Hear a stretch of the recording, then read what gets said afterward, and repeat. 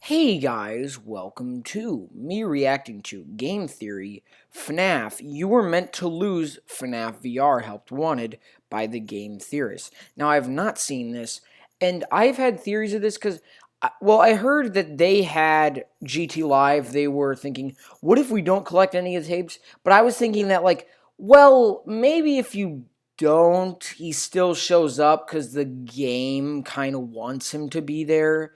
Like, I'm betting even if you don't collect all the tapes, he still shows up. Like, he just shows up there, but he never gets closer to you. Or maybe he does. It's just, like, at the end of the game. It's just you don't get locked up. Because, you know, he can't merge with you. I think. I don't know. I just want to see what happens because Showtime isn't working and this game is still updating and all that. And in my opinion on the ending, it wasn't really good. It left me felt like there should have been more. Like, it left me feeling like there should have been more to it. Because it was just really weird. But anyways, guys, the original link's in the description. Make sure to subscribe to the Game Theorist. The link's also in the description. Anyways, let's get right into it. Oh, how's this gonna start? What the heck? Where is he? Where's the rabbit man? What the heck is that?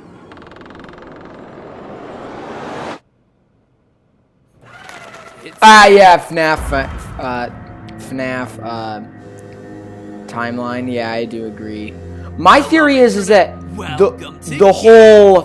the bunny dude is actually Purple Guy who, like, it's finally over. That is the end. Oh, yeah. Last FNAF lore theory of FNAF is at its end. The end. Final FNAF theory. But can you really blame me? Yeah. These games have confirmed endings in FNAFs 3, 4, 6, and Ultimate Custom Night. It's like Doctor Strange saw 14 million different endings and Scott Cawthon was like, I'll take them all! Beginning to think FNAF World's inclusion of FNAF 57 Freddy in Space was less of a joke and more of a preview of coming attractions. So anyway, it's back. Call it whatever you like. FNAF 7, FNAF VR, Help Wanted, VR. Insanity Simulator. But after a year of detoxing, Five Nights at Freddy's is back with a new official game in the series, and it's more so. My theory is that feels like an inflection point. A game that is simultaneously looking back to pay tribute to where these games began, as well as a game that's looking forward to lay the groundwork for where this franchise is headed. Yeah, my theory is that it's Purple Guy. The bunny is Purple Guy, and it's like he somehow got in the game. And also like launches us into FNAF.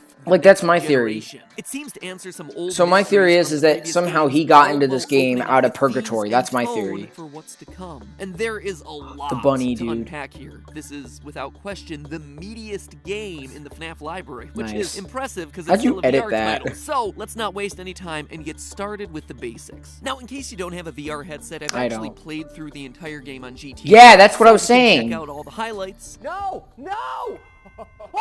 That's what I was saying. Like, they wanted to see, like, well, what if we don't collect any of the tapes? My playthrough over there. Hello, boys and girls. I'm here to give you your happiest day ever. Come with me, wayward souls.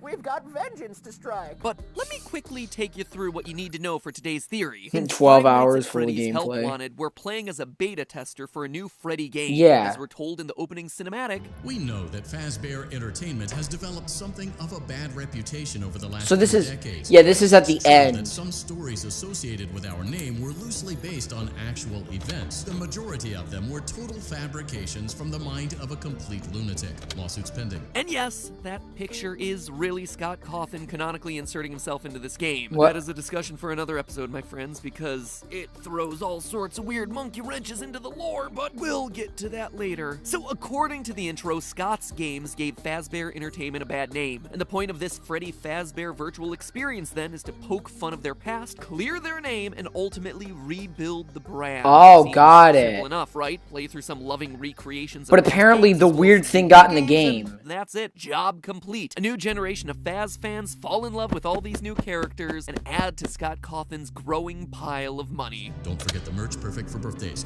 Playing through the game, it is legitimately impressive. Pretty much everyone here is recreated in a stunning 3D environment. Yeah. Bonnie, Baby, Funtime Freddy the Puppet, heck, even Easter egg appearances by Mini Renas and Lolbit. Characters that most of you watching this probably haven't even heard of before because you have much better things to do with your brain space than I do. Practically everyone is here in this game, except for one important omission. Golden Freddy. Laura isn't around either, but you know, I said important. This is weird, right? I mean, this is a game that drops you into perfect recreations of the first 3 installments of the series. Wait, shouldn't he be in the 5th night? About one of the most important characters to the lore of these games. Well, that's because it isn't some careless oversight. Golden Freddy isn't here for a reason. It's our first clue that this game isn't just a joke and is a canonical entry. Specifically, it tells us where it falls in line with everything else that we've played through. Golden Freddy isn't here because she's busy hanging out in HE double Chica arms with William Afton. Think back to the custom night and our previous theories. By tracking the voice lines used throughout the game over screen, that we're playing as William Purgatory. Afton I thought the bunny was him. Killer extraordinaire. But maybe it isn't. The whole game was him trapped in heck to atone for his sins. And the Who thing the that was HE keeping double him there was the one he should not have killed, a girl named Cassidy. The spirit who had an axe to grind, possessing the Golden Freddy suit. The reason Golden Freddy isn't in FNAF VR is because the spirit is down there tormenting Willie A forever, from here until the end of the series. That's why the ultimate ending of Custom Night was Golden Freddy twitching off into the darkness. Cassidy never gives up her soul. Man Consequences said. Further cementing that help wanted is now at the end of the FNAF timeline is this miserable little creature right here, the Scrap Baby plush. Because why wouldn't you want to cuddle with something that rips in half and eats children alive? Let me remind everyone who doesn't have an encyclopedic index of all 60 plus animatronics that have graced the screen in this franchise that Scrap Baby is the homeless hobo version of the old baby after escaping sister location and who was voted out of the Ennard tribe sometime between FNAF 5 and 6. Her only on-screen appearance is in FNAF 6, so the fact that a reference to her exists in this game at all means that it must come after her expulsion from Ennard, sometime definitely after FNAF 5, but again, with Golden Freddy, it seems to secure it after everything's burned down and closed. So we have ourselves a company that's trying to rebuild its reputation. So is it at the same timeline as pretty simple, right? 7? Of course not. This is a FNAF game. You know that the story is never going to be that obvious. Hidden throughout the game are cassette tapes that unleash a new monster into the hallways of this pizzeria. Let's go. What the game's files refer to as Glitch Trap. A yellow bunny with purple eyes. Yellow bunny with purple eyes, you say? See? I think I might know where this is headed. As you collect more and more tapes, this glitch rabbit comes closer and closer, becoming more and more fully formed. Was I right? Beat all the minigames, and you unlock the final challenge, Pizza Party. A nightmarish fever dream that mashes together. Yeah, it's like you have to go through all this, and then it just ends. It's not really... This horrific maze is the single scariest moment from the entire franchise. And I can't emphasize that enough. It is literally chilling. What you learn is that you, a 7-year-old, have been lured to the back room of Freddy's. And what awaits you is your pizza party, complete with your favorite flavor of cake, all your best animatronic friends, and then Glitch Trap calls you to follow him. The music fades, and suddenly you get stuffed! You're holding Freddy's mic. Yep. You are Freddy. I knew it. I knew you got stuffed. You are now a missing child, watching as your killer dances gleefully to the song that you're being forced to stand up on stage and sing. This isn't just I knew it. scare of some goofy character. This is real horror. So it definitely seems like this new character pedo hair over here is William Afton. I mean, sure, the suit isn't as bulky as a Springlock suit, but he's got all the other qualifications down. Yellow bunny fursona, check. Association with the color purple, check. Enjoys children's pizza parties, just a wee bit too much. Big old check again. Then again, to call this character William would be missing a huge chunk of this game's story. This isn't William. Like I said, he's trapped in a capacity listening to Barney the hippo over here tell his life story. Dry bread was always fresh. Yes! Yes! Bread on Monday and threw it out Wednesday. What was I saying? No, Love to him. understand who, or better put, what this thing actually is, we need to Yo, wait, examine what are the you... tapes that summon Glitch Trap here. So I know the story already. Scattered throughout the various minigames are 16 glitching cassettes left behind by a former game dev, Tape Girl, which, when put together, tell the story of a failing game company, a bit of malicious code, and some very stabby office supplies. Yeah. We're also introduced to the story of another beta tester Jeremy? who was in our position before us, named Jeremy. Except he's Making one of the this Gravestoners, third time or whatever. that the name Jeremy has appeared in these games, Gravestoners. with the first being FNAF 2's Night Guard, and then again on Yeah. the gravestones in FNAF 6. Coincidence? I think not. The first tape immediately makes it clear we're not picking these up in chronological order. There are more. They may not be in order. Which leaves us the task of shuffling them into some modicum of sense in order to put the story together of what really happened while this game, the game we're supposedly playing now in its final form, was in development. Going through the tapes, I've done the shuffling for you. Oh, and I really? think I've come up with the most cohesive narrative based on the evidence and what Tape Girl actually says. She begins by telling us that the game's then playtester Jeremy has been complaining to his manager Dale about nightmares. Exactly. Except he's not explaining them like they're nightmares, he's talking about them like they're real. He wasn't talking about Yeah, it. I already know the entire story. They like fired him because he saw like the glitch trap. Talking to someone. Pale doesn't react to scares, talking to themselves? Sounds to me like he's going crazy. Either that or he's just a FNAF YouTuber. Hashtag relatable, am I right? The game he's working on is this one, Freddy Fazbear's Virtual Experience, which includes some code that was inherited from Fazbear Entertainment. Scanned off some old hard drives to save him time and money. It was just junk. Yeah. Circuit boards and things like that. It seemed to take hold by itself. But then, he started appearing.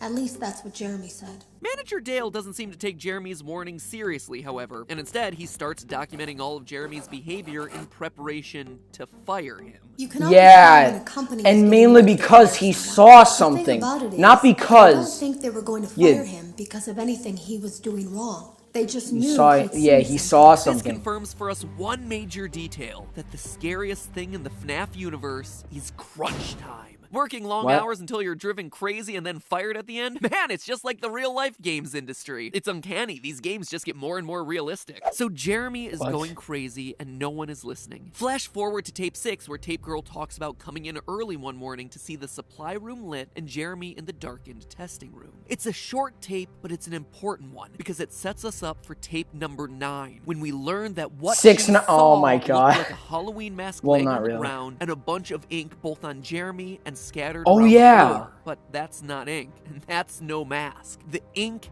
is Jeremy's blood, and the mask face. is actually Jeremy's face, which he presumably He sliced ripped off off his his body face using the aptly named guillotine paper cutter. We know this to be true thanks to tape number 4, where we hear Tape Girl say that the cutter comes from the supply room and that Jeremy expressly knew where it was. I didn't even know we had one in the supply room. I was always afraid of losing a finger. That seems so silly now. Jeremy used to do design work. I guess that's how he knew it was there. And for as extreme as this sounds, we know that he sliced off his face due to all these seemingly minute details about how his face was obscured that morning. I went back and peered in the window.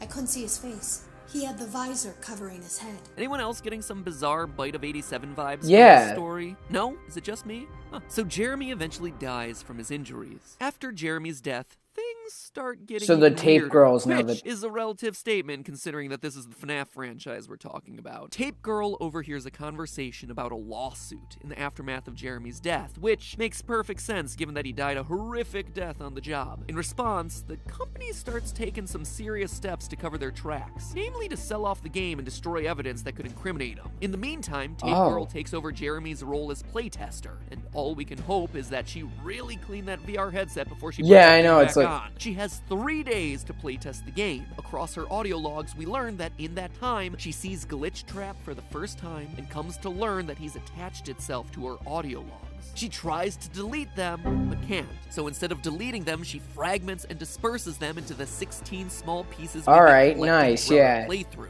warning us that they shouldn't be reunited and then at any cost. Hide all traces of these logs that I've created.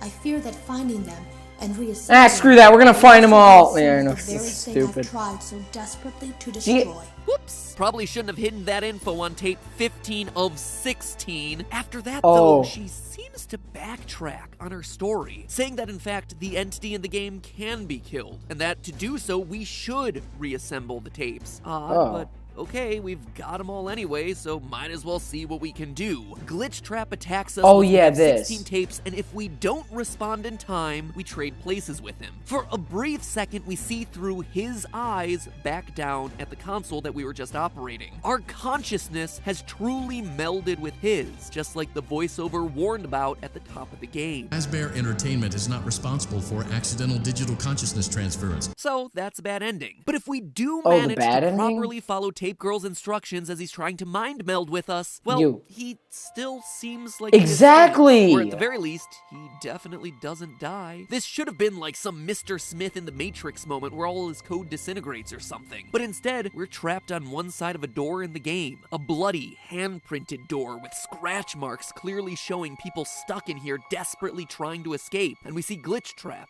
practically skipping off into the darkness. This doesn't seem like the ending. Exactly, all the yeah. pieces of the tape together and following all the tape It doesn't seem like an That would end. basically mean that FNAF VR has 3 losing scenarios here. Getting stuffed at the end of the pizza party, transferring consciousness on the home screen, and getting locked behind the So door you if you can't choose win? to follow Tape Girl's instructions. That can't be right.